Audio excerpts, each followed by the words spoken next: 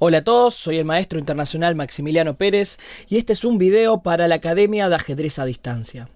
Hoy vamos a tratar un tema que en general se presenta mucho en la práctica, que es el sacrificio posicional de calidad. Es importante aclarar que la diferencia con respecto a un sacrificio de calidad por ataque es que aquí la compensación no va a radicar en justamente conseguir un ataque brutal sobre el enroque, sino que básicamente va a contar con una ventaja posicional a largo plazo. Es decir, a cambio de la calidad se consigue una pieza menor y una ventaja, digamos, en la estructura, por ejemplo, conseguir la mejor pieza menor, etcétera, ¿sí? Es decir, una ventaja de estilo posicional. Para esto vamos a ver una partida que juego de blancas Martín González contra Dolmatov, ¿sí? La partida arranca con E4, E6, D4, D5, vino caballo C3 y alfil B4, con lo cual se llega a la variante Winauer de la francesa. Caballo G2, que es una opción muy interesante, ya que la idea principal es sacrificar momentáneamente el peón de E4 para luego recuperarlo con la pareja de alfiles y una posición abierta. Caballo F6, vino E5, caballo E4, A3. Caballo por C3, caballo por C3, alfil por C3, B por C3. Entonces se llega a una situación muy interesante, muy típica dentro de la Winauer, donde el blanco tiene la estructura de peones un tanto debilitadas, pero en compensación tiene la pareja de alfiles. El negro jugó en roque corto, básicamente yendo al lugar donde el blanco tiene la mayor cantidad de espacio. Entonces se puede armar, digamos, con un ataque muy peligroso sobre el enroque corto. Es decir, que es una decisión valiente, la cual supongo que Dolmatov tenía muy bien estudiada, ¿no? El blanco jugó dama H5, yendo directamente al ataque, a buscar la iniciativa. Entonces el negro plantea una jugada la cual es temática en estas posiciones, que es jugar F5. ¿Cuál es la idea principal? Bueno, cerrar un poco el flanco de rey, ¿sí?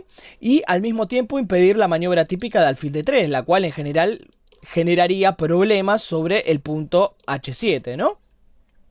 Lo que pasa es que en principio parece como que, bueno, esto en general debilita mucho la posición del rey y encima permite la jugada G4, que uno podría decir, bueno, esta jugada genera una ruptura, parece que va a abrir la columna G a favor del blanco. Es decir que bueno, parece que la posición del negro es bastante desesperada. Entonces yo les propongo lo siguiente. Ahora fíjense, les puse la posición de blancas para que puedan ver la ventaja dinámica que parece tener el blanco, con las piezas atacando hacia el flanco del rey. Parece que llegan todas rapidísimas, mientras que las piezas del negro están todas en la primera fila. Les voy a girar un poco el tablero. Ahí estamos, ahora lo estamos viendo de negras. Y la idea sería que frenen el video y piensen acerca de cómo podemos continuar con negras. ¿Cuál sería la mejor defensa?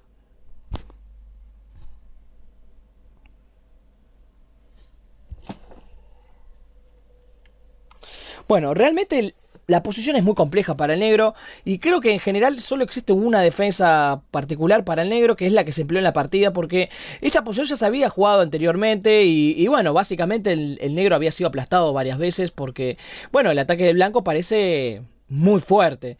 Lo que pasa es que existe una maniobra fantástica por parte del segundo jugador, que es jugar alfil D7. Y uno diría, pero bueno, ¿y qué cambia esto? O sea, ¿qué diferencia existe? Parece exactamente lo mismo, ¿no? Lo que pasa es que luego de G por, torre por, dama H3, la idea negra es jugar alfil E8.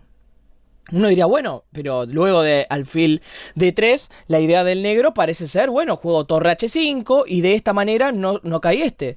Pero claro, el problema es que el punto E6 estaría básicamente colgado. Entonces, bueno, no parece que sea una gran idea jugar torre H5.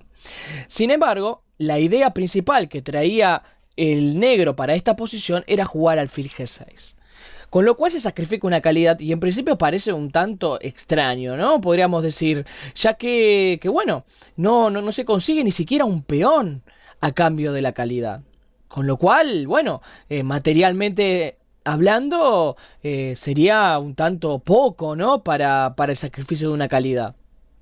Pero bueno, tratemos de entender un poco, en principio, cómo tenemos que razonar para que un sacrificio de calidad sea correcto.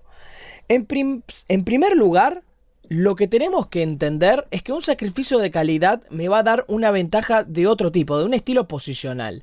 También, en este caso, fíjense que tiene una doble virtud. No solamente me da una ventaja posicional, sino que también frena absolutamente el ataque del otro. Fíjense como ahora el alfil de D3, que es la pieza más importante de ataque, es eliminada. Entonces con esto deducimos una nueva regla, y es que cuando sacrificamos una calidad tiene que ser por la mejor pieza menor del rival.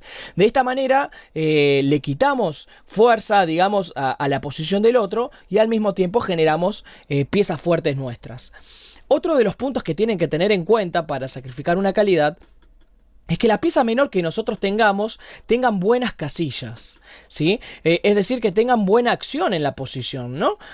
Por ejemplo, vean que después de alfil por F5, el alfil que queda de casillas blancas para el segundo jugador es realmente muy bueno, ya que, por ejemplo, defiende toda esa diagonal, defiende el punto H7, pero también atacas mediante, o sea, esa diagonal al punto C2.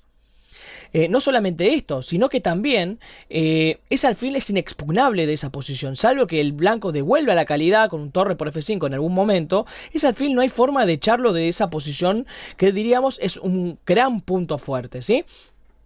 Entonces, vean cómo tenemos varias compensaciones. Pero también hay que añadir otra cosa, porque más allá de este tipo de ventajas, todo esto no sería posible si en la posición hubieran muchas columnas abiertas. Fíjense cómo básicamente en la posición existen solo dos columnas abiertas, y son fácilmente, digamos, es fácil bloquearlas, ¿no? Es fácil que las torres no puedan activarse por esas columnas. Entonces, gracias a esto es que el sacrificio de calidad realmente es bastante bueno. Vino torre G1, el blanco no acepta inmediatamente, dama F8 y ahora sí alfil por F5. Alfil por F5, dama F3. Entonces, vean lo siguiente, vamos a corroborar todo lo que acabamos de decir recién. Primero y principal, el alfil, vean qué fuerte que es, controlando absolutamente toda la diagonal, ¿no? O sea, no hay forma, digamos, de echar a este alfil de alguna manera, ya que no existen peones laterales que puedan expulsarlo de esta posición consolidada. Luego, también tengan en cuenta que, por ejemplo, existen varias debilidades por parte del blanco. Fíjense, por ejemplo, la casilla C4, la casilla A4. Es decir, que existen debilidades estructurales, o sea que la debilidad en la posición de la estructura de peones blanca favorece también al negro, con lo cual compensa también el sacrificio de calidad. Bien, ¿qué más? Fíjense como, por ejemplo, este caballo, que parece en principio no tener, digamos, ningún tipo de movimiento, puede hacer caballo C6, caballo A5 y hasta llegar hacia C4, ¿no? Que de hecho fue la jugada que vino en la partida. Después, por otro lado, fíjense cómo el ataque del blanco, la verdad es que ha quedado prácticamente inhabilitado, ¿no? No hay más ataque. De hecho, la única jugada de ataque que existe sería alfil H6, aprovechando el tema de la clavada. Sin embargo, alfil G6 y ya no hay más nada que decir, ¿no? Entonces, en la partida vino caballo C6, el blanco jugó dama E2, y bueno, básicamente dama E2, la intención es que ahora alfil H6 sería un tanto más molesta y no habría cambio de damas, ¿no? Entonces, jugó rey H8 el negro, evitando el alfil H6, y el blanco jugó A4. En primera instancia, esta jugada parece muy interesante, porque uno diría, bueno, básicamente, gracias a este A4, ahora el alfil de negras puede habilitarse por la diagonal de A3. Sin embargo, en este caso es muy interesante notar que con respecto a las posiciones normales, donde el alfil de A3 realmente surge de forma, digamos, muy útil, en este caso no es tan así, por un simple detalle, y es que el peón de C7 no se movió. En general, en la francesa, el peón suele estar en C5 presionando sobre el centro. Entonces, cuando el alfil surge por A3, resulta que toda esta diagonal y sobre todo el punto D6 puede ser aprovechado por este alfil. Pero ahora que básicamente el peón ese no se movió, el alfil ese no tiene una buena casilla sobre la diagonal. Entonces, básicamente no ejerce tanta presión como si el peón negro no estuviera en C7, ¿sí? El negro jugó dama F7 y el blanco jugó A5. Bueno, es muy interesante notar cómo el blanco, a pesar de tener calidad de más, realmente carece de un plan interesante en la posición. Es decir, realmente es complicado ver cómo va a continuar la partida, ¿no? O sea, el blanco no tiene plan activo y esto acrecienta mucho más el valor del sacrificio de calidad. Es decir, al quitarle toda la iniciativa al blanco, después realmente es muy difícil encontrar plan.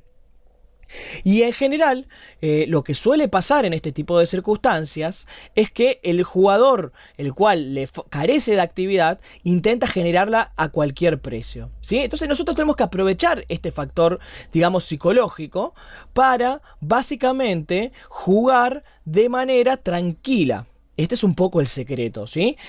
Porque el tema es el siguiente: cuando nosotros jugamos de forma tranquila, como lo viene haciendo el negro, dama F7, caballo C6, mejorando tranquilamente la posición, en algún momento el rival va a tratar de atacarnos de alguna manera, como por ejemplo lo está haciendo ahora el blanco con A4, A5.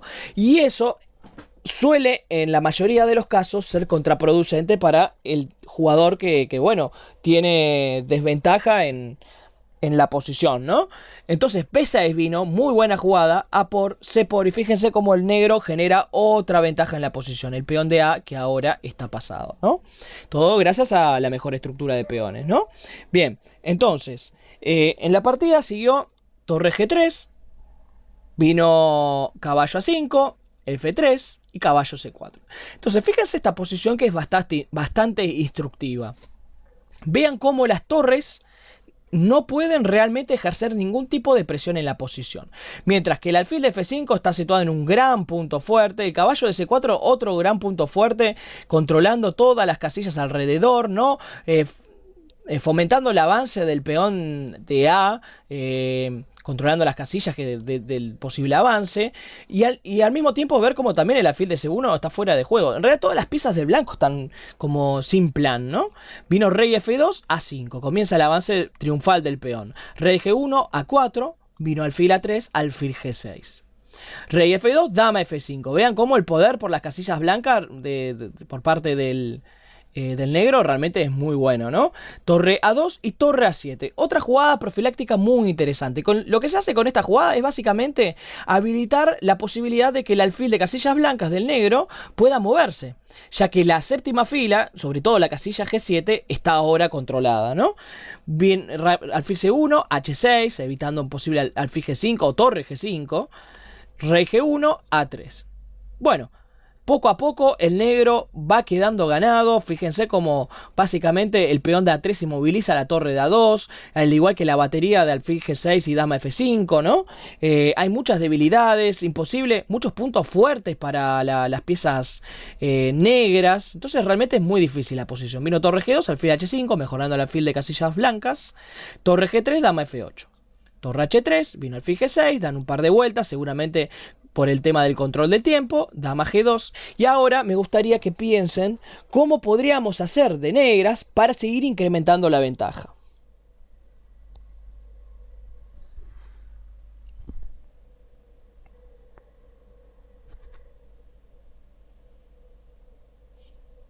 Bueno, la mejor jugada aquí es B5, porque claro, básicamente vamos a estabilizar el flanco de dama del blanco y con esto lograremos que, bueno, se abra una columna, pero en este caso curiosamente va a ser a favor del negro.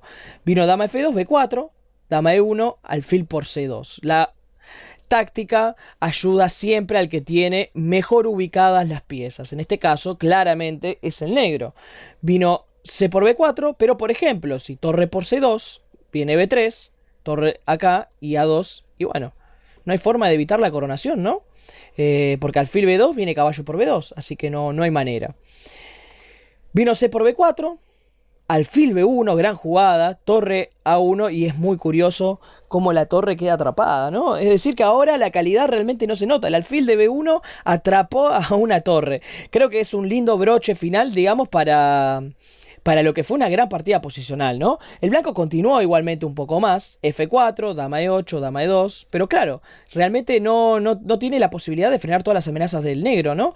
Vino torre B7, alfil D2, caballo por, dama por. En este caso no importa si cambio piezas porque es como si tuviera la torre de A1 no participa del juego, ¿no? Torre por B4, torre D3, alfil por, dama por, y luego de la jugada torre B3, el blanco abandonó por el simple hecho de que no tiene jugadas. Piensen, por ejemplo, que si viene la jugada dama C2, puede venir un descubierto con la dama cayendo. Y si se va hacia otro lugar, por ejemplo, imaginemos dama D1, ¿sí? Se puede jugar simplemente dama B4 y bueno, estamos ganando, ¿no? Bien, una partida realmente muy instructiva que básicamente nos muestra un poco lo que tenemos que considerar a la hora de sacrificar una calidad, y de hecho me gustaría hacer un pequeño repaso a modo de conclusión para que para la próxima partida ustedes también puedan aplicar el sacrificio de calidad. Bueno, lo que tenemos que tener en cuenta para un sacrificio de calidad posicional es que tiene varias utilidades. Por ejemplo, muchas veces sirve para destruir la estructura del otro. En otros casos sirve para frenar un ataque o para generarnos puntos fuertes, ¿sí? Un sacrificio de calidad realmente tiene muchos tipos de utilidades, muchas variables, ¿sí? Es un tema realmente muy instructivo. El segundo punto que tienen que tener en cuenta es que para que el sacrificio sea efectivo tienen que eliminar la mejor pieza menor del rival, ¿sí? En este caso fíjense que eliminó el alfil de casillas blancas, posicionalmente la mejor pieza del blanco, ¿no? Lo tercero que tienen que tener en cuenta es que las piezas menores que nos queden a nosotros tienen que ser muy fuertes. En este caso el alfil de F5 y el caballo compensaban de sobra la calidad sacrificada, ¿no? Y lo último, y lo más importante sobre todo, es que tienen que tener en cuenta que para que el sacrificio de calidad sea importante, no tiene que existir muchas columnas abiertas. Ya que si existen muchas columnas abiertas, las torres pueden, por medio de algún tipo de sacrificio de peón, tal vez, o algún tipo de estrategia de ese tipo, activarse, y en ese caso una pieza podría no llegar a compensar la calidad, ¿sí? Bueno, espero que haya quedado todo claro y en principio nos estaremos viendo en otra edición de Ajedrez a Distancia. Soy el maestro internacional Maximiliano Pérez y nos estamos viendo en la próxima. Muchas gracias, chau chau.